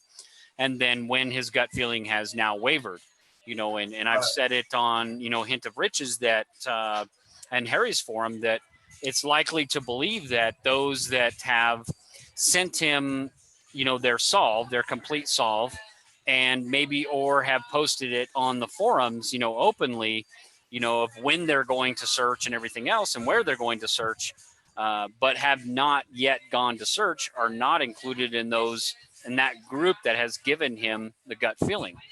Those that have given him the gut feeling have either posted their solve, told him not their complete solve, but where they're searching, or told him privately where they're going to be searching and when they're going to be searching, and have returned from doing that search. And now that's why his gut feeling is wavering, because he's not sure if those particular searchers are going to go back searching or not. He doesn't know. So that's why he hasn't said my gut feeling has subsided, or it's complete. Yeah, and I don't mind. I like any of that thinking. I like the thought process there. I just don't believe searchers are so dumb. I don't think if you thought it through enough to send, I don't know if you can hear me, man. Can you hear me? Yeah, you're on. You're good. Okay, it's giving me warnings, but so if Fenn has a picture of the blaze, or Fenn has a picture within 200 feet of the treasure, and he should have, yeah. Okay, I believe that most searchers are competent, reasonable searches. Even if they have 4 out of 9 clues solved, they manage to get into the right area for basically the right reasons. So any of 4 out of 9 clues is enough. And maybe by the 85%, what's 85% of 9? That's got to be 7 clues or something. But what did he say in the 2013 Michael McGarity and Douglas Preston Forrest Fenn book signing video? He said it somewhere in that video in Gypsy. It's on A Gypsy's Kiss and several other places. He said, if a searcher can figure out the first few clues in the poem, they could find the treasure. It may be difficult, but it certainly isn't impossible. So if you believe, like I do, that in each sentence in the poem is a clue, then the first few clues end at the ending of the 3rd stanza. They end at before you find the blaze. So he's saying if a searcher can figure out those things, but he's also said many searchers have figured out the first couple of clues, but went right on past the other 7, not knowing they had been so close. And he also said in November of 2015 that, some people have been within 200 feet. Some searchers may have figured out the first 4 clues, but I am not certain. So there's some kind of difference between figuring out the first few clues and figuring out the 4th clue, and you got to look at it from, again, the sentence structure. And again, if stanzas 2, 3, and 4 are the directional clues, there are 4 clues in stanzas 2, 3, and 4. Begin at where warm waters halt and take it in the canyon down, not far, but too far to walk. 1 clue. Put in below the home of Brown. Another sentence, 2nd clue. From there, it's no place for the meek. The end is ever drawing nigh. There'll be no paddle up your creek, just heavy loads and water high. 3. And then the 4th clue. If you've been wise and found the blaze, look quickly down your quest to cease. But tarry scant with marvel gaze to take the chest and go in peace. 4 clues. 4 sentences. Dang, dude, you just hammered that poem. You just kicked. Fenn couldn't even do that. Fenn couldn't even. Yeah, that's true. Yeah. No, we all can do it. We all can do it. That was awesome. Well enough. I love But that. those are the four, four directional clues in my opinion. And look how well studied you are, Sean. That you're saying exactly what Fenn is talking about. May have solved the first four clues, and we're getting a better handle. But he's not certain. He's not certain because he's not certain, but they walked right on past the rest. They were 200 feet. Just take the chest and go in peace. And why was he not certain? Because those people arrived there as an aberration. They didn't understand why they had really arrived there. They didn't understand the significance of where they were. But nobody has all the first four clues solved, because that includes take the chest and go in peace. Correct. So we're 3.75 clues. Who says to say you have to solve all 9 clues? He has said if a searcher can figure out the first few clues, they could find the treasure. Yeah. It may not be easy, but it's definitely not impossible. So what makes you think you have to solve all 9 clues? All 9 clues are not directional. Just if you know where Homer Brown is, below the Homer Brown, then you could definitely start there if you actually know where that is. And that is why, in my opinion, understanding the structure of the poem and the tense nature of what he wrote before he hid the treasure, to answer some questions and save others from being asked, I did follow the clues in the poem when I hid the treasure. But I hid the treasure before I completed the poem. So what did he have written prior to hiding it? And what did he write afterwards? What is the most important thing that we must figure out? We must figure out where to begin and where to end. The end of the rainbow and the treasure. Where's the beginning of the rainbow? You have a start and a finish, 2 different locations. Again, like I talk about in the treasure map. If the poem is a treasure map, we got to know where to begin and where to end. Where's the start point? Where do we put in? And where's the X on the map? Again, it says those 2 places. And to me, those clues are contained wholly within stanzas 2, 3, and 4. So what do stanzas 1, 5, and 6 tell us? And when were they written? In my opinion, they were written after the treasure was hidden. He knew where he wanted to hide it, but he didn't know the precise spot. Yep. So while stanzas 2, 3, and 4 will get us in the correct general area, we still got to know a little bit more information. Just my opinion, doesn't make it right, folks. Yeah, I love it. Let me argue with Davio 22 and Dale Richards for a minute. Listen, bro, we all have this thing solved, okay? We don't need any advice from you guys. But Davio, at the same time, I like what you're saying about the sun. I like what you're saying about the blaze. I like what you're saying.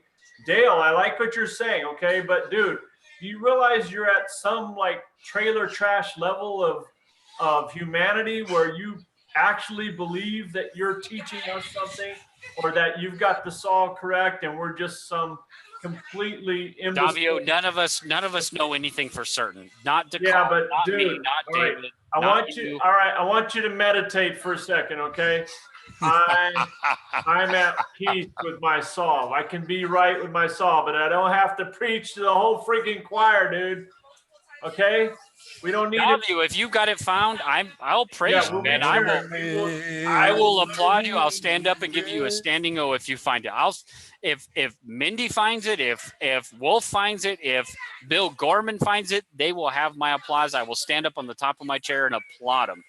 Dude, if Dale and Davio, do you realize that if I was preaching about my solve, you guys would be so sick of this channel that you'd hang up, okay?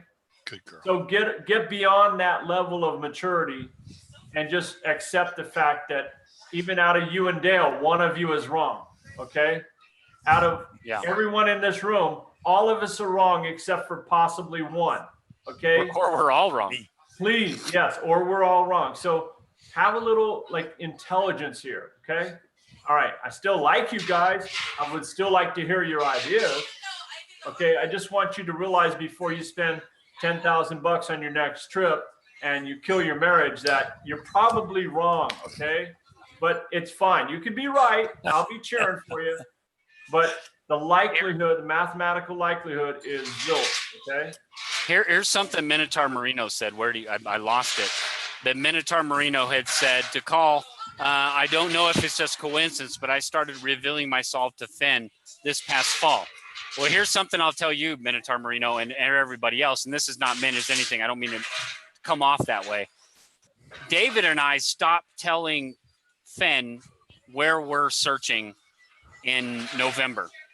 We stopped telling him exactly. He knows the general area, but a lot has changed in our solve. We had a bit of an epiphany back in, well, I guess it was November, December timeframe, and we felt it was time to change it up a little bit on Fenn and leave him the plausible deniability that he knows exactly where we are searching in our general area. And that leaves him with that plausible deniability, because if we do find it, we may not want to tell everybody. So if that's the case, and we provide some kind of irrefutable proof that it has been found, Forrest Fenn's not going to know who actually found it. He will be able to say, well, I think it was these people, but I don't know for certain that it was. So we've kind of left him in the dark too. And it's kind of fun, because now, Fenn's probably wondering, I mean, we could be completely 100 miles off of it. We could be wronger than dog shit. And it's, somebody else that's right. But we're just having fun with it, that if we do find it and irrefutable proof comes out, that Forrest Fenn is not going to know that it was us, and that gives him plausible deniability, and that's kind of fun playing that way. So who knows? Is that why his gut feeling is wavering, because he doesn't know what the hell he's searching? I don't know. I like to think that and kind of have fun with him. But, I have a different relationship with Forrest Fenn than probably most people do, because I call him out on some shit that That's true. You shouldn't call him out on that shit. All right, let me get in here, damn it. All right, people are loving on my puppy. That was Baby that everybody saw. I've got Drew, a 13-year-old Papillon that I probably ought to put down, down here. But anyway, let me change the direction of this whole damn thing. We were going to talk about Skippy and Fenn's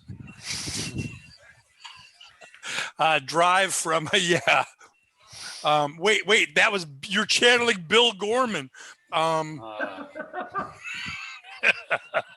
Actually, it's funny because Mitzi just gave you a Bill Gorman shout out. Oh no! Look, more people are talking about Bill Gorman. You ought to read this shit, man. They love that. Wait, man. He actually got over 500 views on his last video. That was great for him. Yeah, that was shit because I kept clicking on it.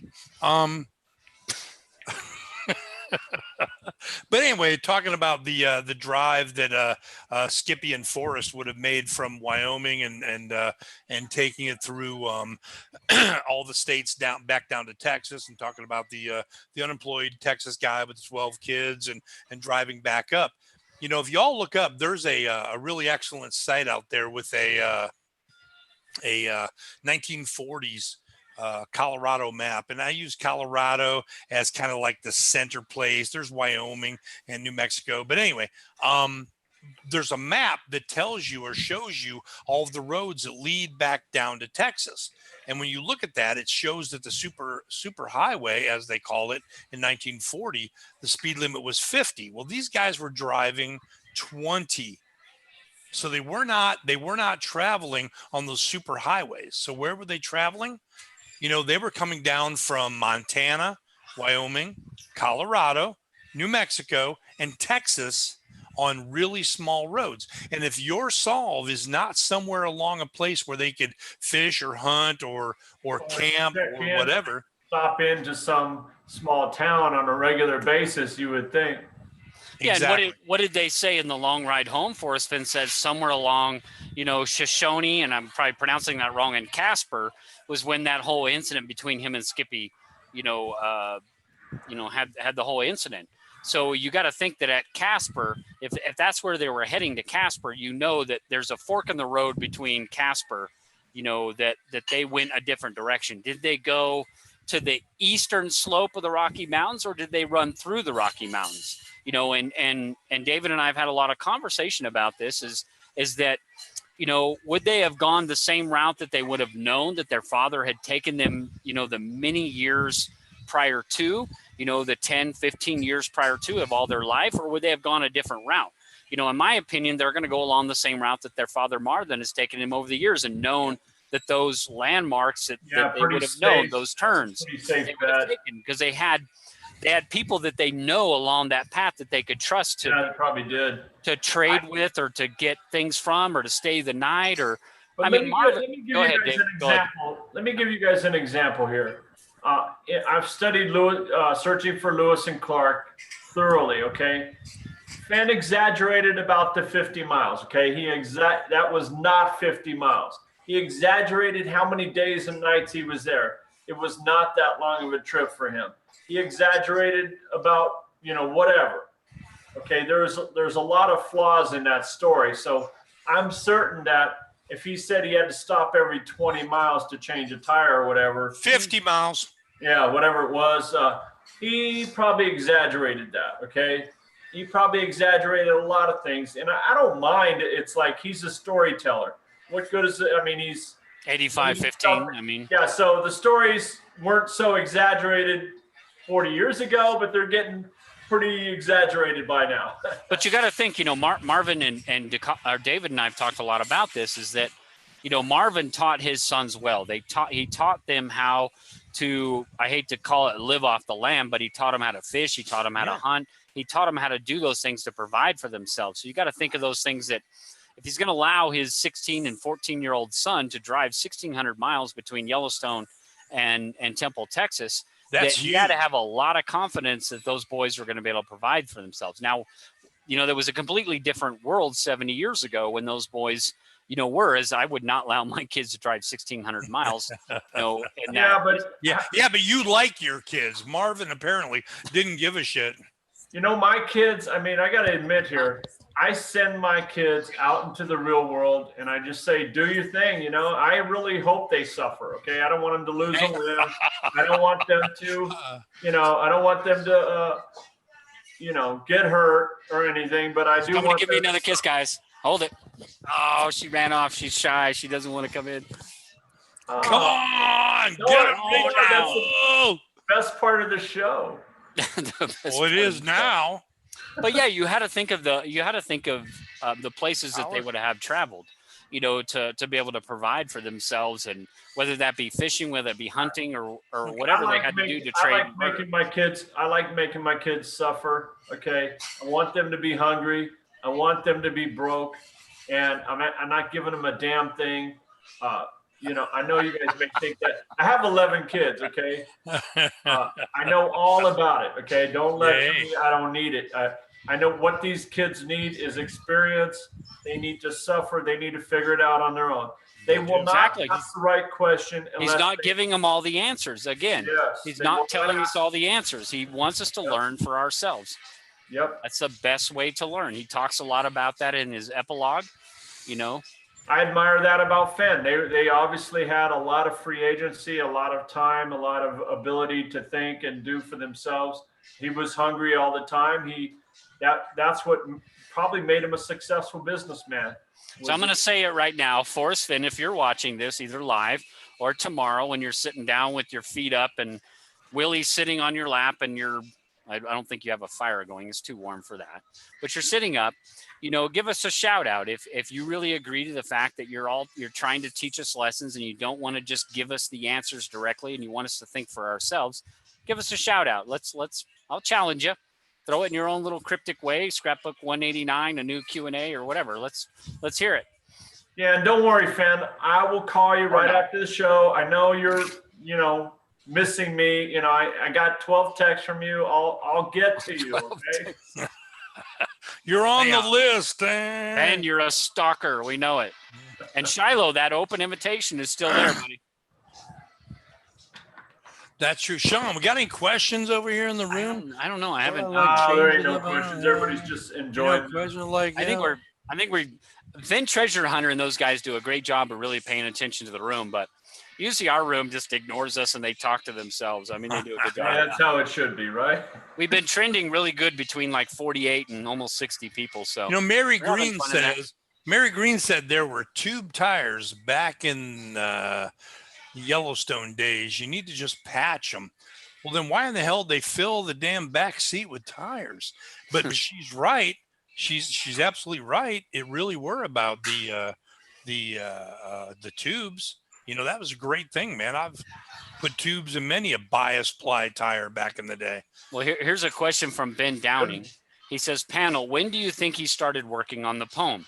If he started when he got cancer in 88, worked on it for 15 years, it would have been finished in 2003. When do we think we really started working on the poem? Do you think he really started working on it when he got cancer and hatched the idea, or when do we think he really started working on it? What are your thoughts? Well, he probably started thinking about it back in '88. I think about it this kind of naughty way. Okay, Fenn's counterfeiting off some gold coins. Fenn's making his fortune in illegitimate art. He's got money piling up in the bank. Okay, he did talk about idle hands with a lot of money. Like a fucking Nazi.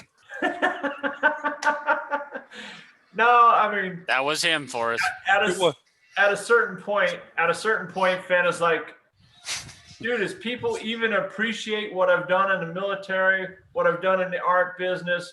I mean, some people don't. I'm not even a household name, So how do I do that? And then he's starting to think about how do I create this this longevity, this legacy, this end of this asterisk in the book.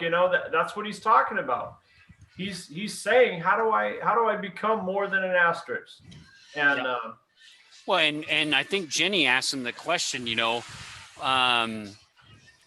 you been influenced by any kind of stories about treasure and pirates? And Forrest Fenn said he only read stories about treasures that were hidden by pirates. So, I mean, if he really hatched the idea around the whole story, he talks about Ralph Lauren coming in there and trying to buy some stuff when he was selling his gallery. About the same time he got cancer, we assume was around. If he said he only did things for 15 years and he started his gallery in 72, that would have put it in 87. So he started maybe selling his gallery around 87, 88, and he was moving on from that and looking to buy San Lazaro Pueblo and dig that up. So did he get cancer in the 88 time frame, and then it took him a year or two to really think about, I could take it with me when I go, as he's going through chemotherapy and everything. But then he started thinking about, well, if I'm really going to take it with me when I go, how am I going to do this? Am I just going to walk out like Jeremiah Johnson and leave a note on around my neck that says, if you find me out here frozen to death, and the bear killed me, just take my, hawk and rifle, or take my treasure and go in peace? Or did he really start thinking about treasure stories hidden by pirates? Things like, Treasure Island and The Gold Bug by Poe. Did he start thinking about those things, and were those influences on the way he really put his treasure story together? That's how I think personally. It doesn't make it right, but it may have taken him some time to really put that into fruition as he was fighting his battle with cancer. So he might not have started writing the poem, immediately after being diagnosed with cancer. I think other things were on his mind, but what was on his mind was to take some of it with him when he went, and just say, like his father, I'm just going to walk out, in the Rocky Mountains somewhere, sit next to a pine tree and take 52 sleeping pills, because he admired what Marvin had done, that he didn't want to sit in some hospital bed with tubes going in and out of him. He wanted to go back to the dirt. He wanted to go back to the mountains and the river bottoms that he loved so much. Yeah, but do you think legacy is the essential ingredient here, though? The final reason for all of this? I mean, some form of legacy. Yep. Of course it is. Yep. Well, yeah, but he kind of he barely admits that. Only on one or two occasions. He's being overly humble, and that's okay. That's okay. I mean, I'm not going to judge a man's humbleness. Look, I'm sorry. When I was a paranormal investigator, I used to ask people, do you know your great-great-grandfather's name on your mother's side? Which one? Your great-great-grandfather's name on your mother's side. Oh, he locked up. Oh, look at look at that. That was good timing. I'm like, oh. But anyway, the real question is if you don't know that person's name, they no longer exist. Yep. And that's what we all face, is no longer existing. Okay. one generation It is an ego. It is an ego legacy thing. Absolutely. Sure. After my children are gone, I probably no longer exist. After my grandchildren are gone, maybe. But they're no longer carrying out my traditions. They're no longer using my name. They're no longer hanging my Christmas ornaments. Yeah. They're not doing those things. Those things are gone. Well, I just had a family reunion with my whole Thomas family, and I was amazed at what the kids do not know. I can absolutely write out my family tree, 5 or 6 generations. It's hard to keep it straight, audio, verbally, but I definitely can write it out. And I'm rare amongst people, but I do get mad that people don't know the history of their family, the ancestry, and I've got some great stories to tell. John's heard some of them. The Holy Bible was printed in English because of one ancestor. The biggest steel manufacturing in 1621, which propelled the entire Industrial Revolution, came from some ancestors. Everyone has the same really cool stuff to dig up. If you really look, I know that's not what we're talking about, but Fenn wants to. No, it's what it's about. Fenn wants to be remembered. Fenn wants to be. There's no denying it. But he has the class and the charm to be able to push that off onto a good cause, which is getting people off the couch. I also believe that it's women's suffrage to give a little bit. I think that's why he wants a woman to find it. I think that's I know you guys don't have to agree with that, but no, it's cool, But that's we had Toby show up in the room, and he questions panel. We have warm water's halt as a first clue, and now we have warm water's halt as the most important clue. What is the impact on your solutions? Toby, there's no impact on my solution. We've always known that warm water's halt is the most important clue. Figuring out the starting point. Forrest Fenn has told us that many times, that you got to figure out where warm water's halt. You got to figure out the starting point. I don't think that we know that now is the first clue, and that it is the most important clue, because he's told us that many times. I don't think that really has an impact on my solve, and I'll let David speak for himself, but I don't think that has an impact on our solve. David, what is your opinion? I don't know what you said. Well, I was typing. I'm sorry. I didn't listen. Don't worry. Well, Toby, I have always thought that halt has a good amount of importance. I've always thought that warm water's halt is the first clue, very important first step. And there is a conundrum here about the first stanza not being a part of the first clue. And all of us are faced with that little problem, but nobody's going to agree. But I think halt and cease are the omegas. But that's just my opinion. Well, yeah, it's the beginning and the end. Again, it's where we start and where we end. And again, that's the whole point of this whole video tonight, is to talk about the structure of the poem. Stanzas 2, 3, and 4 being the directional clues, the halt and the cease, sort of like you're saying, DeCall, the beginning of the rainbow and the end of his rainbow and the treasure. Again, if you want to look at that as the double omegas, if you're looking at a gypsy magic chapter, and you're looking at that picture in there, and the symbology behind the 2 wagons on either side of where Forrest is sitting, if you want to call that the 2 o'clock position. I know you love that to call, but yeah. Hey, thanks for backing me up on this. Halt is a very strange, non-rhyming, very unique word, command form. Cease is also a command. To cease, halt and cease are commands. So I think it sort of represents the idea that life hands us a halt and a cease all the time. Some things, death is not generally by choice, and that's why Fenn wants to take his own life. So these halts and ceases probably are symbolic of that sort of thing, and they mean synonymous with an omega at the very end. So the guy that finds the chest will have a new life, and the guy that hid the chest, is both a new life and an end of a life. Riches new and old. Yep. I think there's. Well, there was one question that was posed by Ben Downing before Gypsy's Kiss, and I missed that one. I'm sorry, Ben. But Ben said if he was planning that if he was planning that, then how did he expect to get found by accident in 1,000 years? I'm a little lost on your question there. I'm sorry, because we've had some conversations before that. But I don't think he was planning to be found by accident in 1,000 years, Ben. I think he was thinking about 1,000 years in the future. He didn't know. He was very ambivalent about it being found in, 6 months, this weekend or in 1,000 years. So he had to plan, and he had to think 1,000 years in the future that if it wasn't found right away, would the treasure chest in its current position where he placed it, would it potentially be there in 1,000 years? So he had to think about mudslides, earthquakes, everything else, and Mother Nature is a son of a bitch, I mean, water is the most powerful force in our world. And he had to think about those things and how it would affect where he placed the treasure chest. So I don't think that, he was planning on it being accidentally stumbled upon, but he was planning on the fact that could it survive for 1,000 years wherever he placed it. So if you, again, why it's not underwater, and I don't think it's in very, close proximity to water, because if water, rivers, lakes, everything else, glaciers, those things move over time, and over 1,000 years, like he said, the geography will change, and it may be more difficult to find the treasure in 1,000 years from now. So the geography will change, and he had to think about those things. I mean, he was really planning on this thing to be found in 6 months or 1,000 years. He had to think about those kind of things, like he said.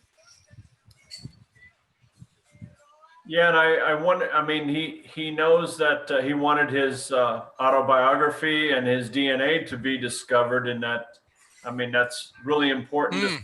It's sort of narcissistic in a way, but how else do you manifest yourself in terms of legacy for the next 1,000 years? How many names are forgotten after 1,000 years? All of them, really. Guys, we're really trending. We're almost at 60 now. We're actually trending higher. But I really don't want this thing to go past 2 hours. We're floating way long here, guys. And no, we're not. Anyway, listen. Home. I still got to get home. Yeah. Oh, like I always tell Sean. I always tell Sean, be damned the searcher, that eliminates anything. So we always stay relevant to all possibilities. You know what I'm saying? So when Sean is out boots on the ground, they talk about, tarry scant, I listen to the way that Fenn reads it, and he says tarry scant. So it means tarry scant. And if Fenn said tarry scant, I'd be looking for that black stone. But you know what? Be damned the searcher that's not looking for that black stone. So when you're out boots on the ground, if you're not looking for that tarry scant, a little bit of tar, then perhaps, that may be it. And all that means is that when you're boots on the ground, you can't dismiss anything. If you're in your general location, if you're out there looking, you can't dismiss anything.